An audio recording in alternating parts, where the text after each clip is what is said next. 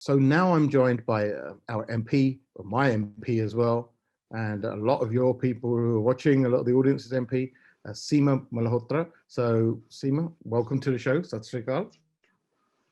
Great to join you, Seema, as always.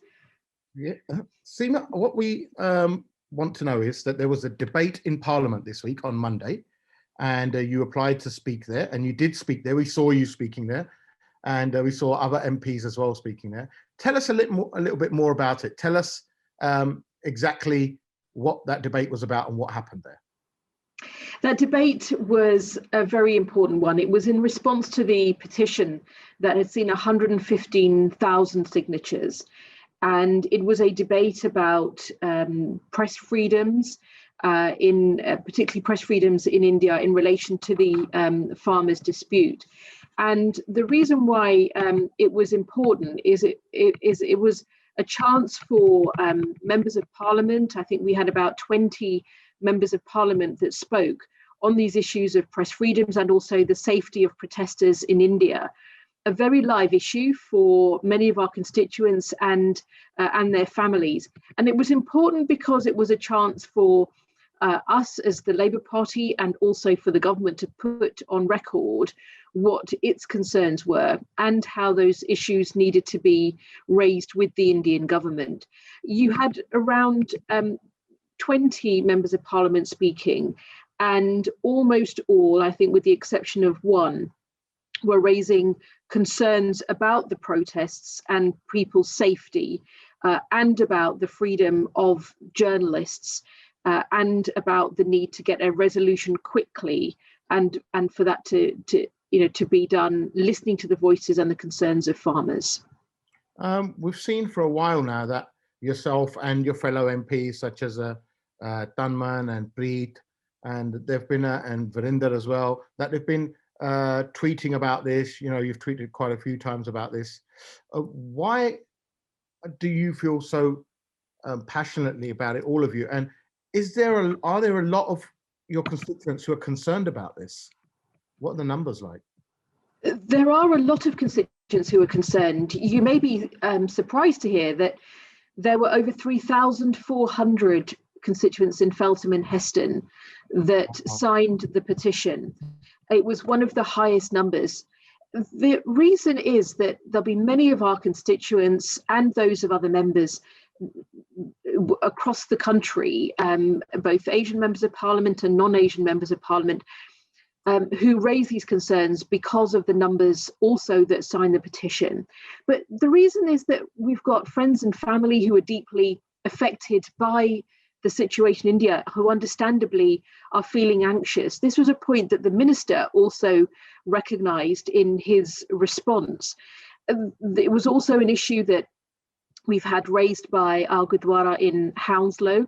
That was to me directly, and also the Member of Parliament for Brentford Kniserworth, Ruth Cadbury. My own family had involvement in agriculture in the Punjab 2 generations ago. This is an issue that therefore cuts very deep for people. And we've seen how women and men, young and old, have been steadfast in this protest because of the concerns of the impact of the laws as they are on their farmland, on their income, what it would mean over time, where experiences looked at from other countries and other parts of India. You know, it's very interesting as well that on the front page of Time magazine this week, you have 3 generations of women shown to be taking part in the protests. And indeed, according to Oxfam India, 85% of rural women also work in agriculture. So whilst this is an issue that's going to, in the terms of the legislation and the law, be decided through India's democratic processes, it's undoubtedly the case that it's a concern that is felt very deeply by the diaspora community here and in other countries.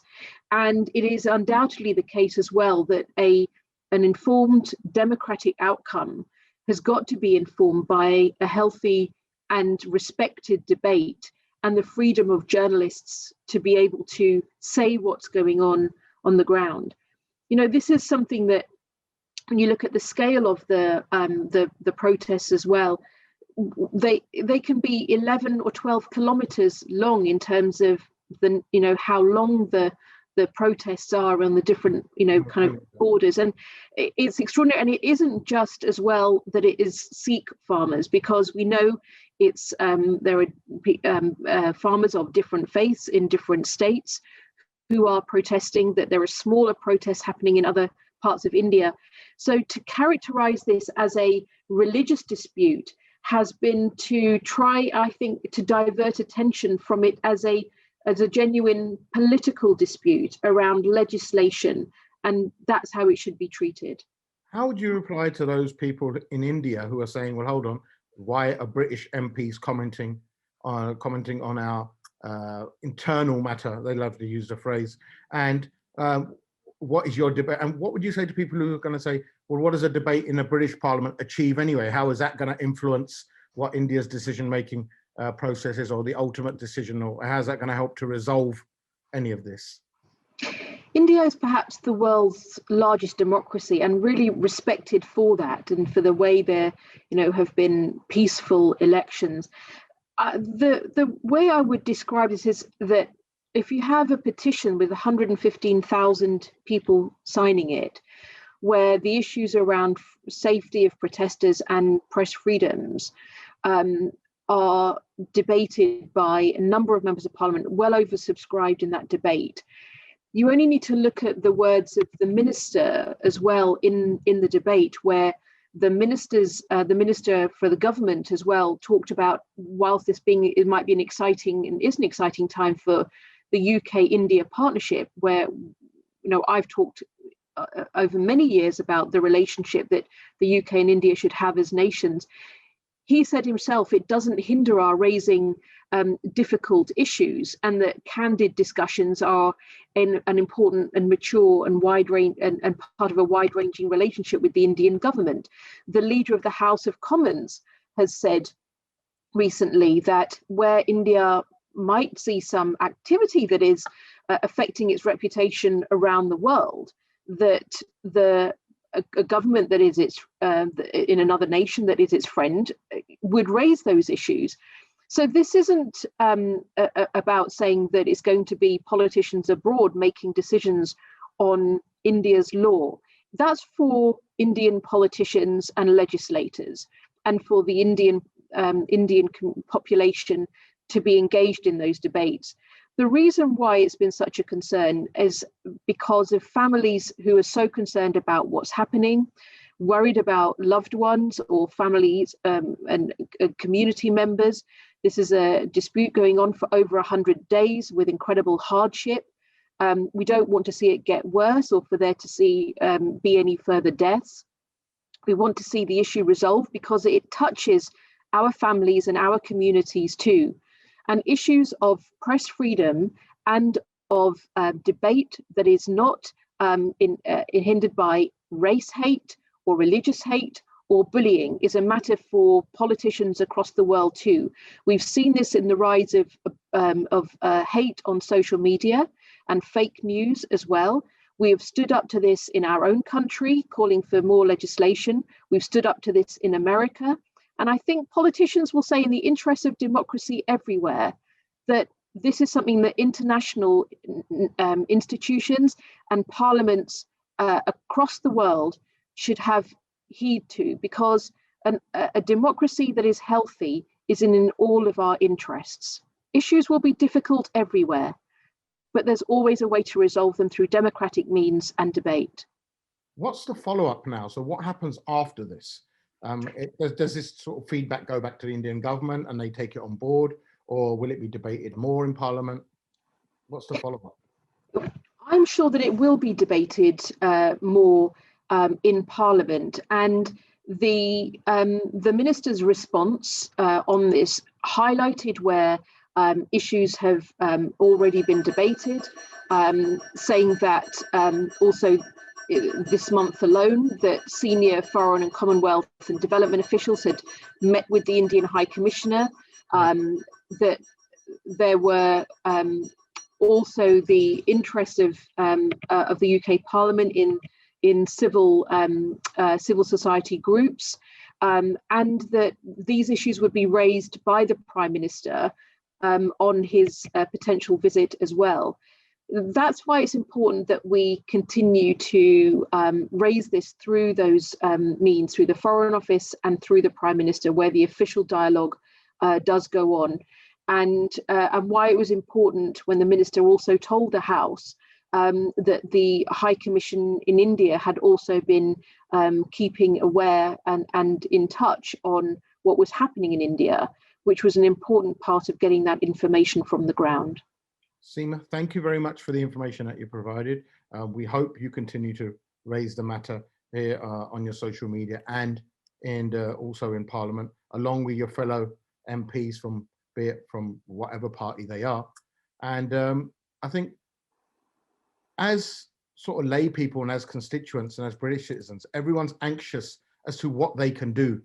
And the first thing I always say, well, if you've got any anxiety or any issues or you have any concerns, then raise them with your MP, and whether it's, you know, whatever matters they are. And it's great to see that people are doing that. And like you've said, I'm sure people have written to you, and people have written to Dunman, and people have written to Jeremy Corbyn, as we saw.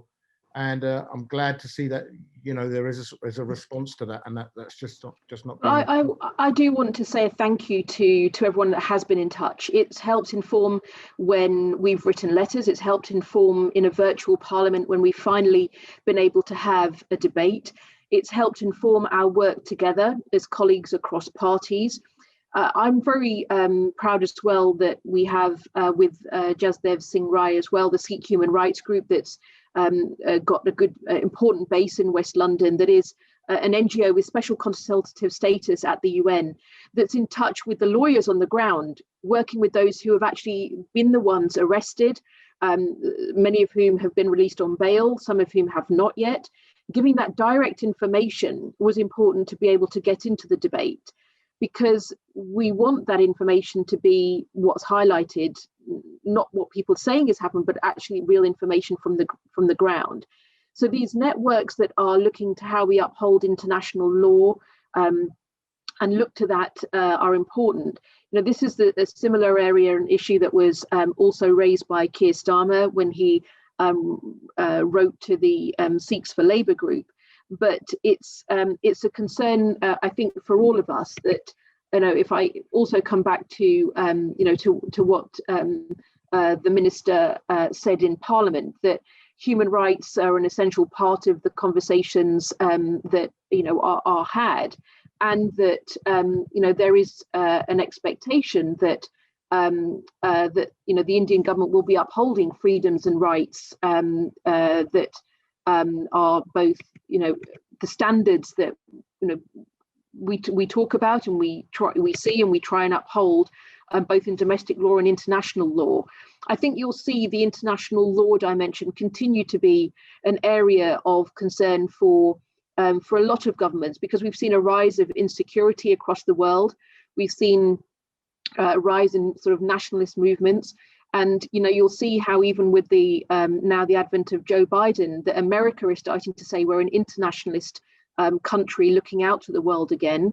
You know, Britain, we argue for the same as the Labour Party. We're, you know, an internationalist outlook. You know, global Britain is part of how we look for values across the world, values of progress and values of respect.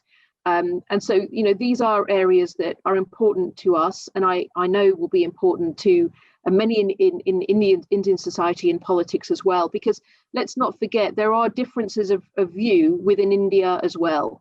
And so, you know, this, and within the Indian diaspora as well. And I think that that's why the debate is healthy, and getting in touch with your MPs is also a very important part of this. Seema, thank you very much for your time, and hope to speak to you soon. Once again, from all of us on the R1 team, thanks a lot.